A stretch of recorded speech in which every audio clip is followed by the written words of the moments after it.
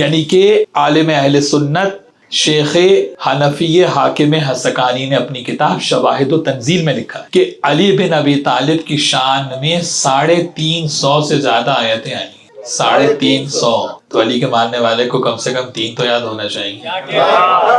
تو اب نوجوانوں کو پیغام دے رہا ہوں کہ رمضان المبارک میں قرآن کا پڑھنا عبادت ہے، بشرطے کہ بدعت کے ساتھ نہ ہو۔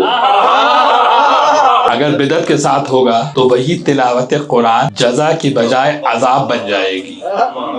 کیوں گھبرا رہے ہیں، پریشان ہو رہے ہیں؟ اچھا بہت سے اپنے بھی کبھی کبھی احمقوں والی باتیں کرتے ہیں، بھائی کر تو نیک کام رہے ہیں، جبکہ کہنے والے نے خود کہا کہ بدعت ہے۔ اگر سنت ہوتی تو کہتا نا سنت ہے، اور بدعت ایجاد کر کے نکل لیا، خود نہیں پڑھی، امت کو لگا دیا۔ اور بیٹے نے کیا کہا پتہ ہے؟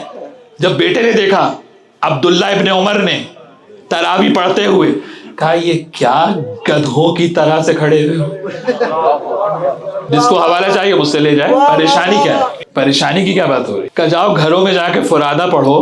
تو تلاوت قرآن رمضان میں جب کریں تو سب سے پہلے ان آیتوں کو نکالیں کہ جو آیتیں اہل بیت کی شان میں نازل ہوئی ہیں۔ سبحان اللہ، تو دیکھیں ثواب ڈبل ہو جائے گا، معرفت 2 گنا ہو جائے گی، قرآن کی آیت بھی یاد ہوگی اور وہ آیت یاد ہوگی جو اہل بیت کی شان میں آئی ہے۔ تو اس کا معنی ہے کہ ہر نوجوان کو کم سے کم آئے مودت، آئے تطہیر، آئے مباہلہ، شب ہجرت کی آیت، آئے الیوم اکملت لکم دینکم، بلغ کی آیت ہے، یہ تمام آیتیں یاد ہونا چاہیے یا نہیں ہونا چاہیے؟ یعنی اگر کوئی پوچھ لے کہ بھائی علی بن ابی طالب کی شان میں آپ کو کتنی آیتیں یاد ہیں، تو جواب کیا ہوگا؟ اگر جواب نہ دارت تو کہا کہ وہ حنفی عالم تو 350 گنوا رہا ہے اور ہمیں شیعہ ہو کے 3 بھی نہیں آ رہے۔ تو اس کا معنی ہے کہ اگر فضائل اہل بیت کو قرآن کی روشنی میں بیان کریں گے تو نتیجہ ملے گا۔